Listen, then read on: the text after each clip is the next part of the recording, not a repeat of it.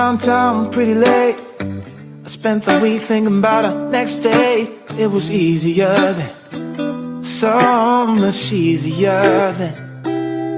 Or like that time I picked you up outside of school.Hello， 大家好，Good morning, Good afternoon, Good evening, Good night, wherever you might be。咁歡迎大家收睇呢一集嘅我們的故事。我好似好耐冇用廣東話去做訪問啦。咁今日我好開心啦，因為呢一排我接觸翻我哋喺呢一個 community 裏邊嘅一啲亞洲 group 啦。咁我認識咗好多嘅香港人啦。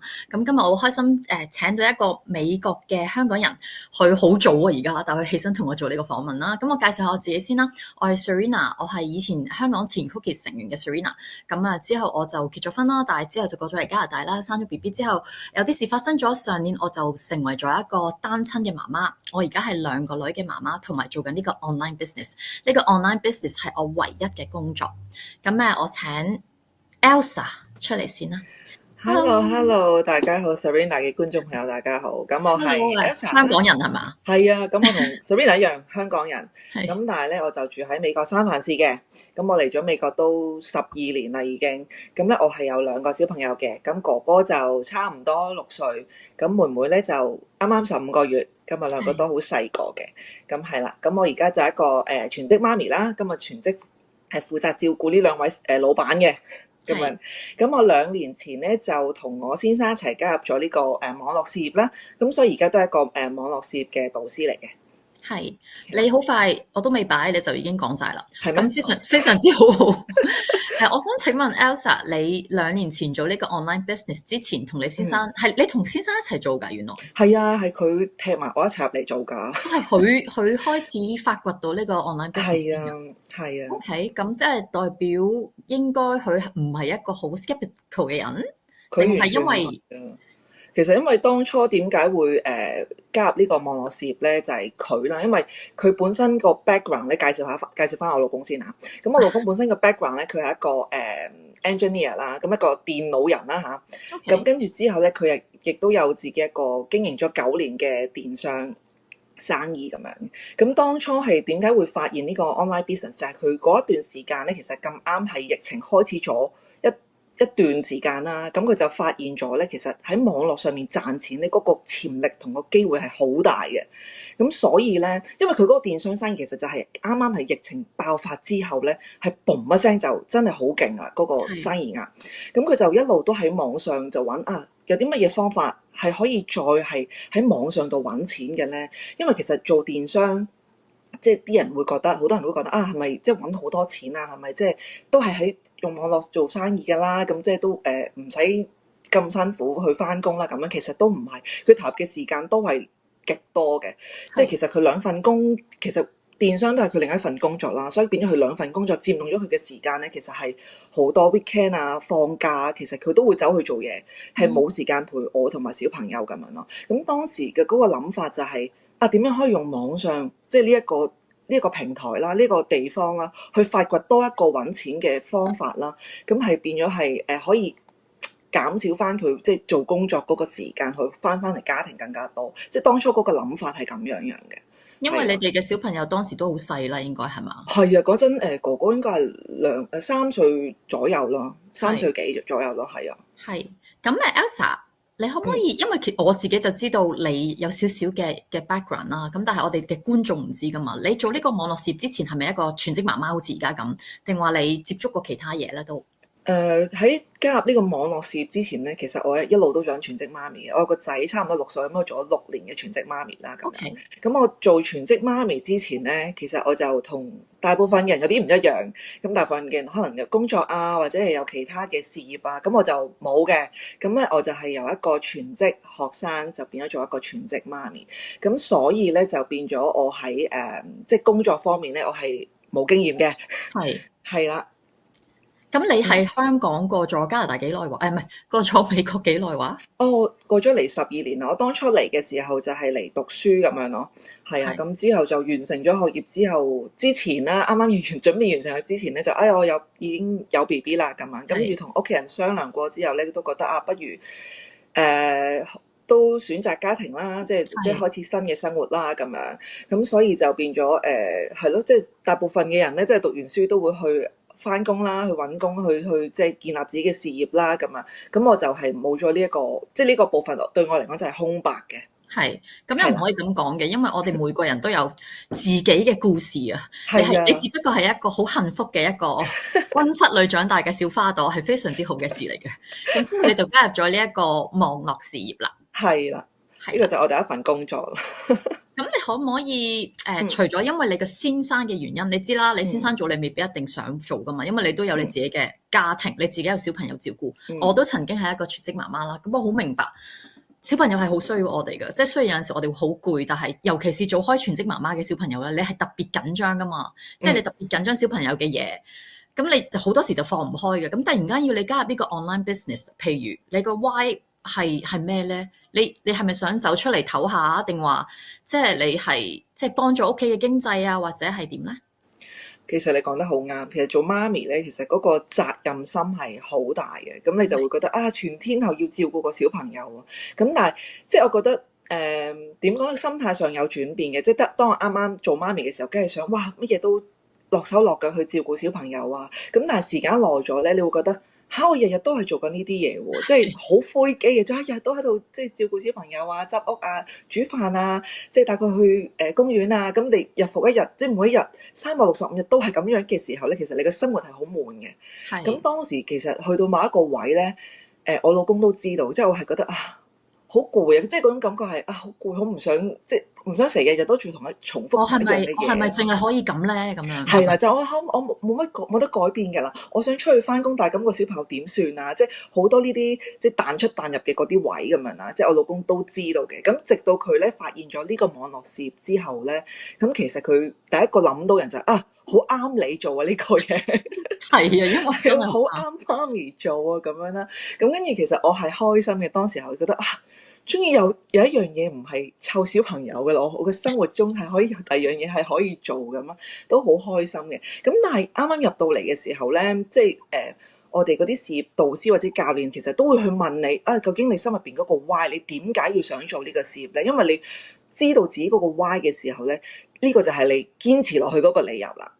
係啦，咁但係當時我其實即係冇乜太大嘅諗法啦，就純粹我真係好想即係揾啲嘢做，其他嘢係啦，即係揾第二個 focus 嘅點咁樣啦。咁所以就係即係嗰陣嗰個諗法就我想跳出嚟即係識下第二樣嘢，做下第二樣嘢，分散下我嘅即係生活嘅重心咁樣啦。咁但係到而家咧，即係過咗2年之後啦，咁人又大咗啲啦，咁即係喺呢個網絡事業入邊識咗好多嘅啲教練啦、導師，咁其實佢哋都會分享好多佢哋嘅諗法啦。咁生活上又有好大嘅變化啦，咁樣。咁其實而家嗰個 why 對我嚟講，其實就係即係好想自己有多啲嘅能力啦。咁當你有能力嘅時候，你先至可以有選擇生活嘅嗰個權利噶嘛，即係你先有得選擇你想要生活點樣嘅方式咯。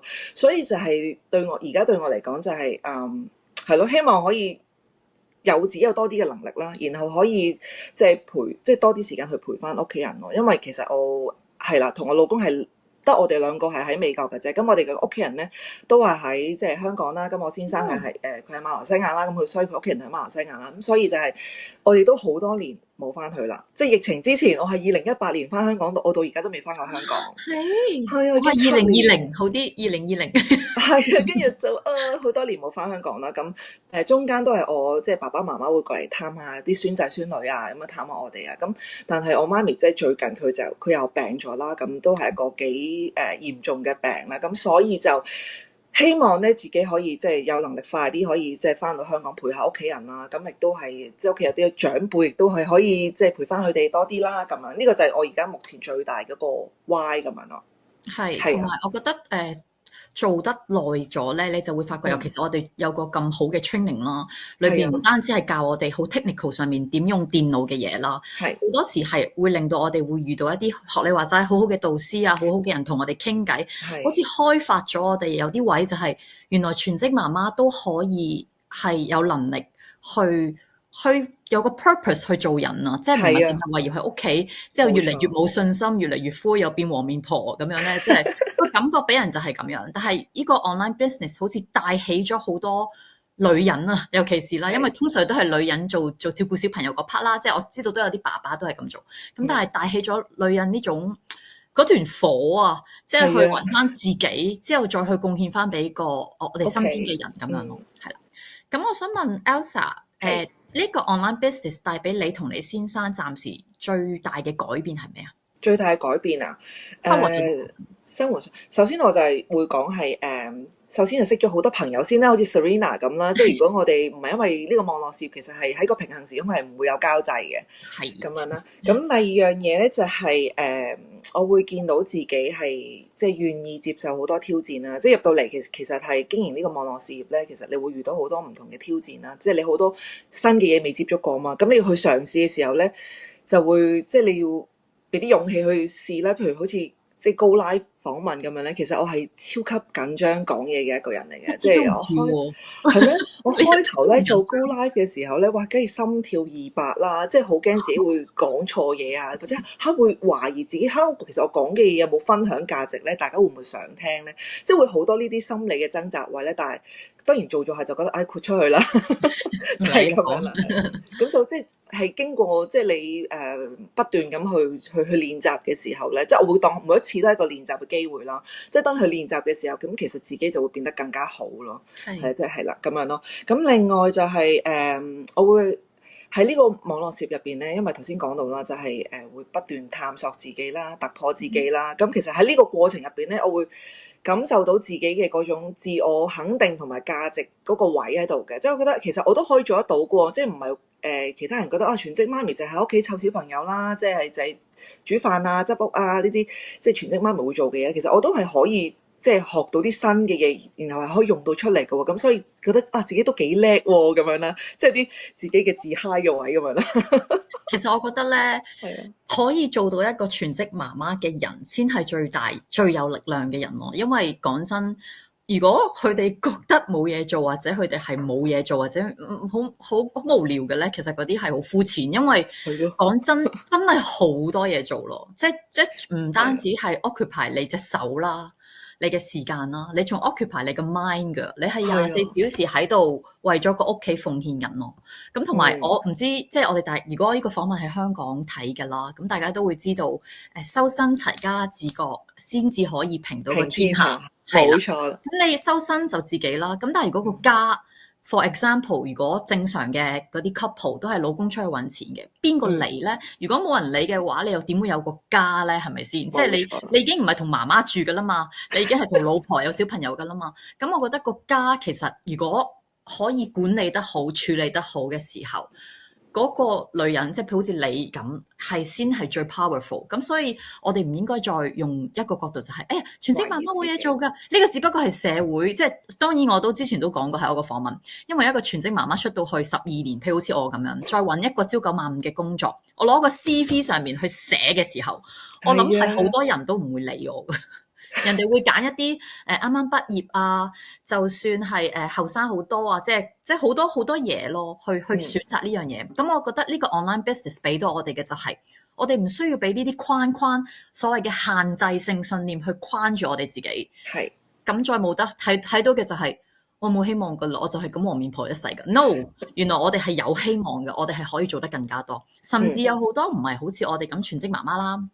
佢哋係2份工或者3份工嘅媽媽，或者係1份工都好啦，朝9晚5之後衝翻屋企照顧小朋友，因為個老公仲要翻工。咁通常都係個女人負責呢啲嘢噶嘛。係啊，個老公就話：對唔住啊，打佢翻嚟，我要去嗰啲叫咩啊？57咧，57嗰啲叫咩咧？Happy hour 係，我要去同同事 Happy hour 啊！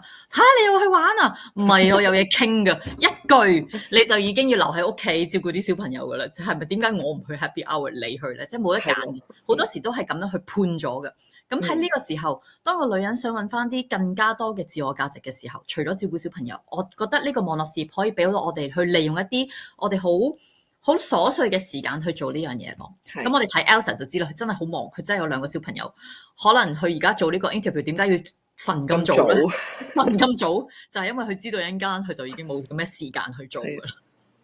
咁最尾 Elsa，你可唔可以講一個或者多嘅你對呢個網絡事業覺得好嘅好處俾我哋香港人？頭先Serena 就講咗啦，因為即係你頭先講咗做咗12年嘅全職媽媽，你個 CV 上寫乜嘢咧？其實呢個亦都係我正係我當時其實心入邊最大嘅恐懼啦。即係其實湊小朋友湊咗幾年之後咧，咁我個心其實一路都係好想出翻去翻工噶嘛。即係我被教導成為咧，就係我媽咪或者係我奶奶啦，佢哋就話你全職媽咪咁，梗係即係做咗媽媽，咁梗係要喺屋企照顧小朋友啦。咁你唔好諗做嘢啦，等你要諗做嘢就係等你小朋友大個咗之後咧，咁你先至去翻出去翻工啦，即係咁樣。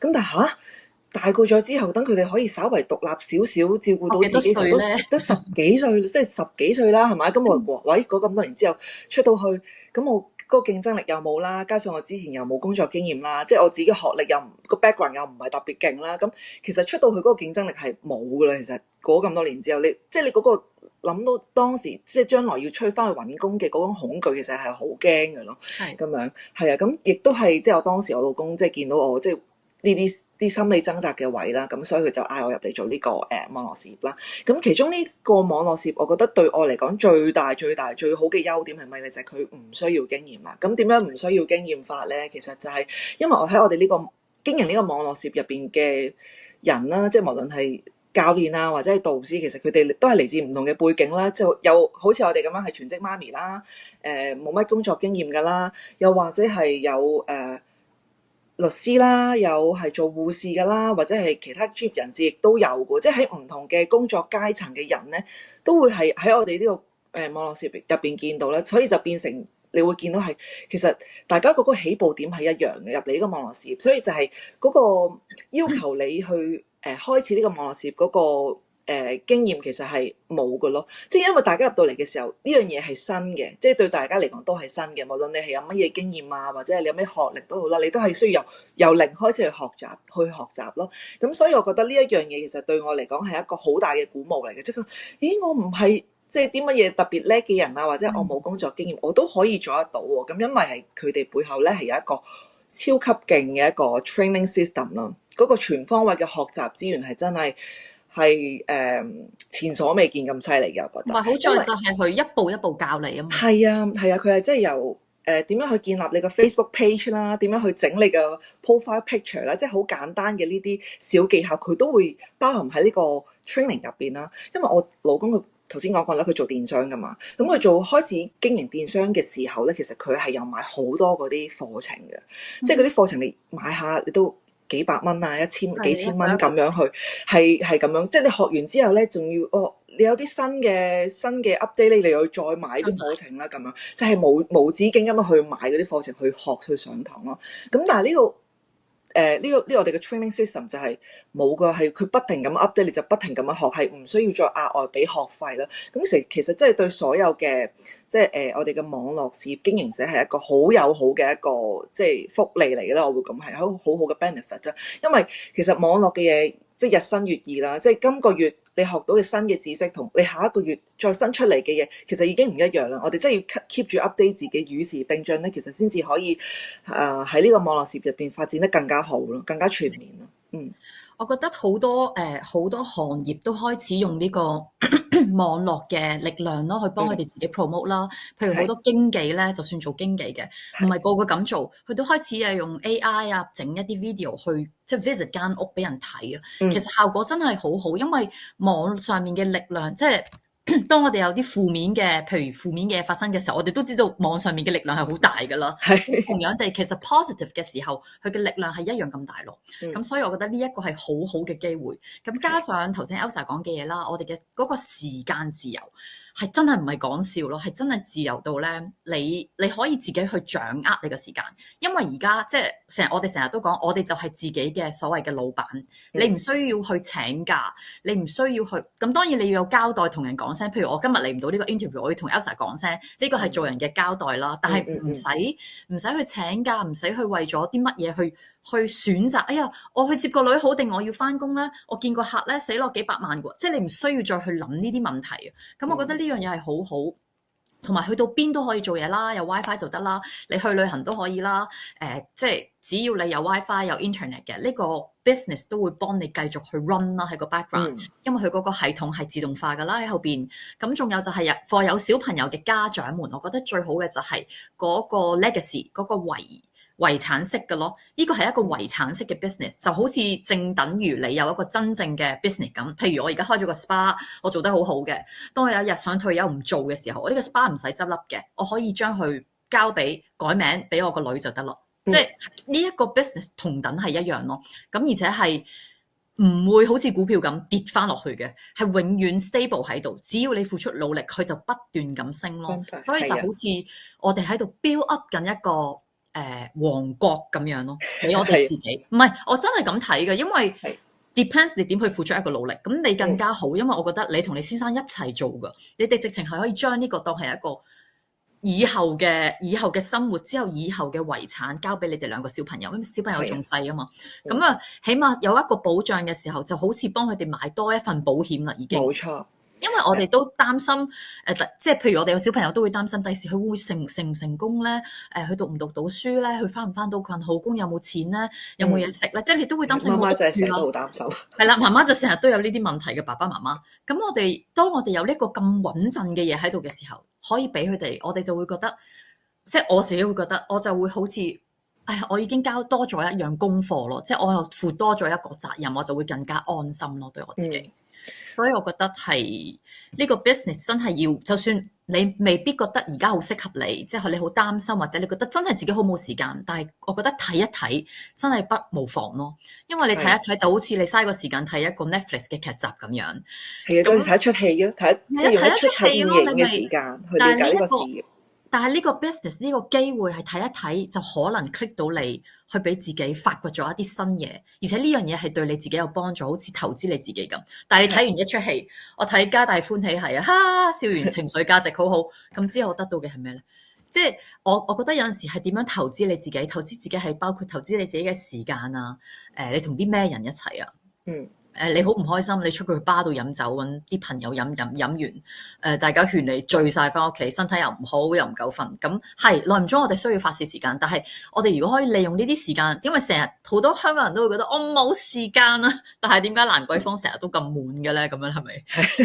我覺得好多時係你自己點去安排你呢個時間。係啦，所以最後 Elsa， 如果你有啲嘢同你嘅觀眾講啊，佢哋會睇到呢個 page， 你會想同佢哋講啲咩咧？其實咧，我覺得係有好多觀眾朋友啦，即係佢哋都會係想加入呢個事業，但係同時間咧，佢亦都會有擔心嘅時候啦，即係可能會懷疑自己究竟我識唔識㗎，或者係我對電腦真係一無所知喎，或者我真係對網絡呢一個領域咧，其實真係即係一知半解。如果貿然咁樣開始嘅話咧，會唔會係即係好大風險啊？咁樣即係好多人都會有咁嘅擔憂同埋疑慮啦。其實真係唔好咁樣諗咯，因為咧，其實我當初其實都係對自己好冇信心啦，即係覺得自己做唔做得嚟啊咁樣。其實唔會㗎，你當你願意去了解嘅時候咧，其實你放低你自己對自己嘅一個諗法啦，即係你放低自己嘅諗法、固有嘅諗法咧，你去用一個新嘅 mindset 去睇呢件事嘅時候咧，其實你會睇得到更加多咯。即係你睇得到你個未來其實係可以充滿希望嘅，即係你唔會係好似而家目前咁樣嘅困境咯。即係你要俾自己一個盼望咯。